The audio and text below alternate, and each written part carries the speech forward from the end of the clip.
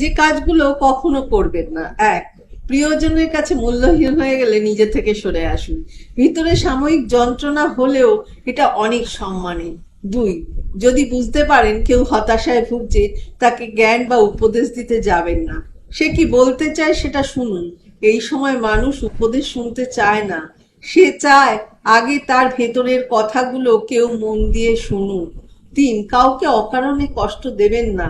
এই মুহূর্তে আপনি যার সাথে ইচ্ছাকৃত অন্যায় করে নিজেকে জয়ী ভেবে বেশ ফুরফুরে মেজাজে আছে, মনের আনন্দে ঘুরে বেড়াচ্ছেন, সে হয়তো প্রতিবাদ করবে না, কিন্তু তার নীরবতা, কষ্ট থেকে উঠে আসা দীর্ঘশ্বাস আপনার সাথে বোঝাপড়াটা সঠিক সময়ে করে নেবে।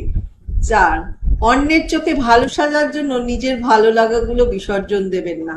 যে আপনাকে আপনার মতো করে গ্রহণ করতে পারে না, তার কাছে গ্রহণযোগ্য হওয়ার চেয়ে একা থাকাই ভালো।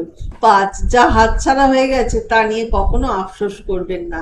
ছয়, বয়স, শিক্ষা, পদ বা পদবীর দিক দিয়ে কেউ ছোট হলেও কাউকে ছোট করে দেখবেন না, তাহলে আপনি ছোট হয়ে যাবেন।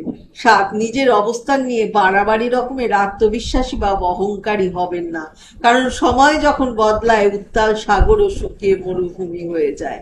ভালো থাকবেন।